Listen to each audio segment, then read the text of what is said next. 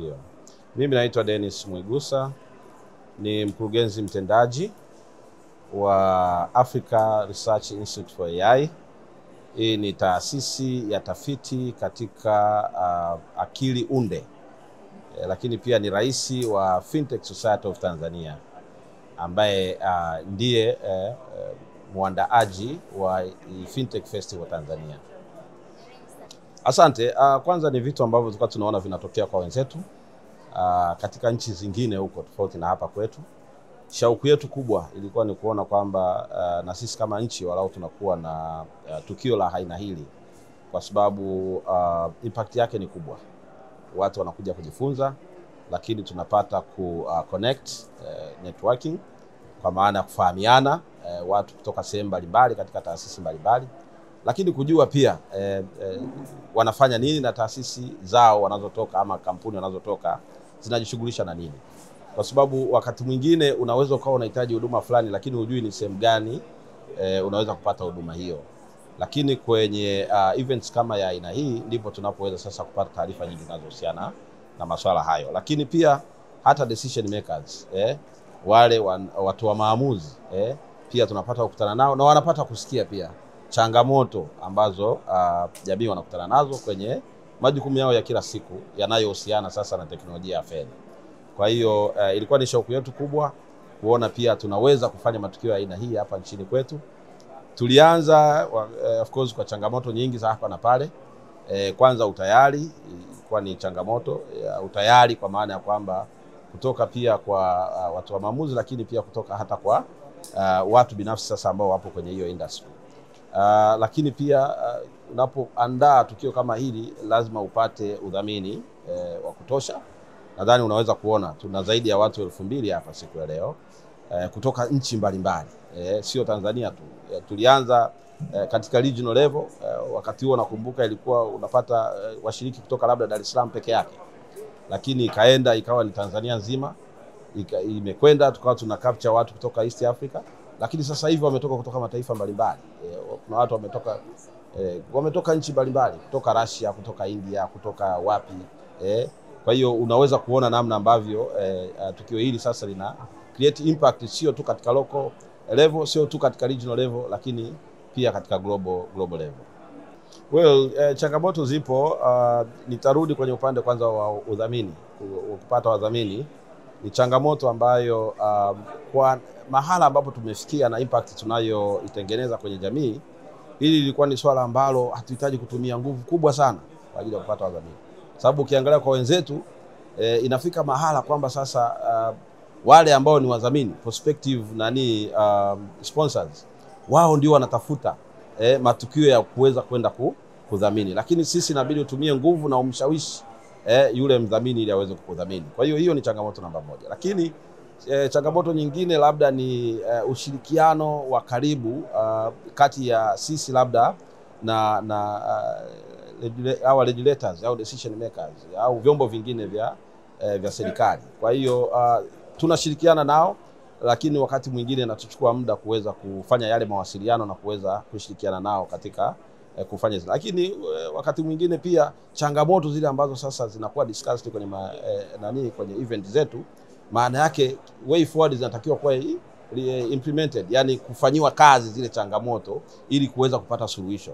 Lakini unakuta wakati mwingine sasa inachukua muda kufanyia kazi yale ambayo tunakuwa tumeshauri yaweze kufanywa kazi kwa ajili sasa ya kuweka mazingira ambayo ni salama zaidi. Kwa hiyo inapochukua muda then ukaja kwenye tukio jingine mwaka mwingine, utajikuta unarudi tena kujadili changamoto zile ulizojadili mwaka jana. Lakini kama leo hii tukitoa ushauri kwamba maeneo gani ya boresho na nini kifanyike na yakafanywa kazi, maana yake mwaka ujao tutakuja na kitu kingine zaidi.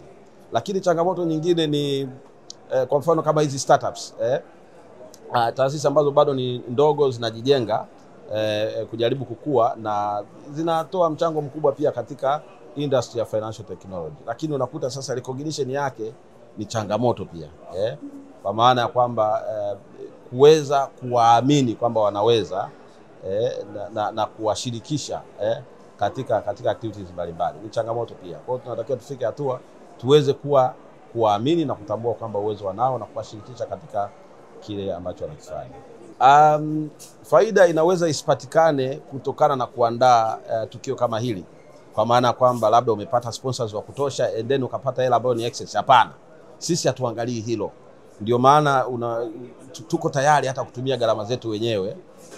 Sisi kama board members wa Fintech Society ama taasisi nyingine ambazo tumeshirikiana nazo kufanya tukio hili, tunaweza tukaamua kuingia mifukoni hata sisi wenyewe kuhakikisha tunafanikisha tukio kama hili. Kwa nini?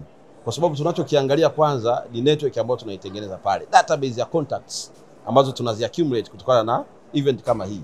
Mimi leo hii ninapokuwa na contact na baadhi kwa mfano ya exhibitors au leo hii ninapokuja hapa nikajidadavua zile activities zinazozifanya, maana yake inaweza ikawa ni namna moja ama nyingine ya kupata nini, ya kupata clients, wateja kwa baadaye wakaweza kuhitaji huduma ninazozitoa, na and then eventually nikajikuta ninapata chochote kupitia njia hiyo, lakini nimejitolea kwa kupitia njia hiyo. Kwa hiyo ni vitu kama hivyo. Lakini kitu kingine, kwa mfano nakumbuka event ya mwaka juzi, binafsi nilikuwa natafuta solution fulani kwa ajili ya financial institutions, lakini nikawa napata wakati mgumu kuweza kujua ni kampuni gani nzuri ambayo naweza nikashirikiana nayo kwa ajili ya kuweza kuwa na mfumo ule.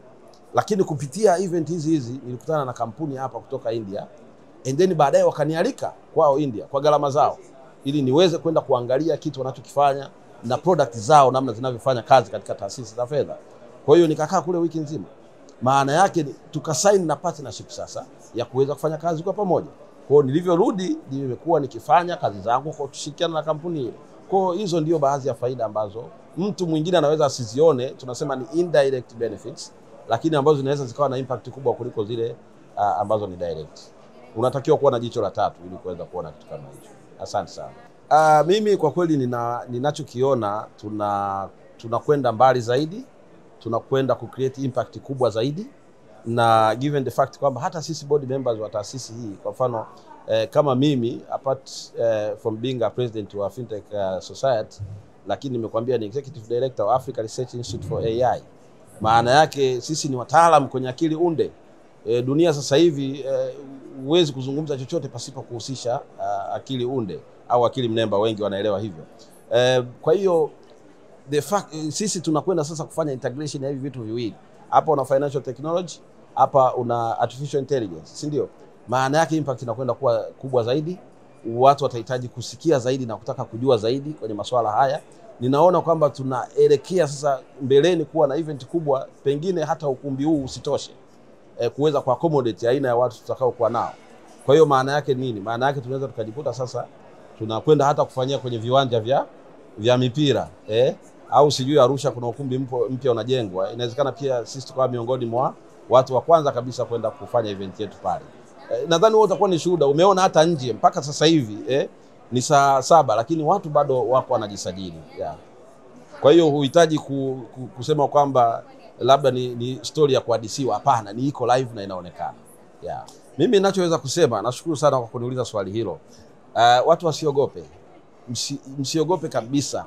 Tena na nyie kama media industry mnatakiwa kuendelea kushirikiana na sisi kuweza kueneza hii elimu juu ya masuala ya akili unde. Watu wasiogope kwa sababu kwanza ni kabla sijasahau, tunaandaa mkutano mwingine sasa kama Arifa ndio Africa Research Institute for AI. Tarehe 27 na 28 mwezi wa 8 tutakuwa na conference inaitwa International Conference on AI and the Future of Work. Kwa hiyo tunaongelea future of work, ndio kitu tunachokiongelea sasa hivi, watu kuwa na hofu ya kupoteza kazi zao, na itafanyikia hapo New Africa Hotel 4 Points by Sheraton. Kwa hiyo huo mkutano pia upo, watu wajisajili, waje wasikilize. Hizi hofu zao zitaondolewa pale kwa kuweza kueleza, kwa sababu watakutana na wataalamu pia mbalimbali kutoka we have speakers kutoka sehemu mbalimbali duniani, watakuja kuzungumza kuhusiana na swala hili. Hatutakiwi kuiogopa, bali tunatakiwa kuiishi. Kila mmoja pale alipo kwa eneo lake, kwa taaluma yake alionayo, ajitahidi kujua namna ambavyo akili unde inaweza kumsaidia ili kuweza kuboresha zaidi kazi yake. Kwa hiyo huyu atakayekubali, atakayekuwa na hiyo readiness, hatokaa akapoteza kazi yake. Lakini yule ambaye hatakuwa tayari, akafikiria kwamba kazi yake itachukuliwa na hana utayari wa kuijua akili unde, basi amekwisha. So we either embrace it or we perish. Sisi tunawakaribisha waje kadi wanavyoweza, waagize hata subordinates wao waje waweze kushiriki mkutano. Kama umeona ni free of charge, you don't have to give anything. Kwa hiyo waje washiriki, wajifunze, wa connect, si ndio bana? Lakini pia kitu kingine cha msingi kabisa ambacho ningependa kukieleza ni kwamba wale wote ambao wako kwenye financial technology ecosystem wajitahidi kujiunga na taasisi yetu ya Fintech Society of Tanzania. Sasa hivi tuna offer free membership. Kwa hiyo wajitahidi waje wawe members wa hiyo taasisi. Faida ni nyingi kabisa, kwa sababu baadaye obviously lazima tutakuja kuinject fees kwa ajili ya mtu kuweza kuwa member. Kwa hiyo wakati huu ambao kuna free membership, basi waje kadi wawezavyo, tuweze kushirikiana kwa pamoja na tuweze kuipeleka nchi yetu pahala pazuri zaidi. Asante sana, nakushukuru pia. Karibu.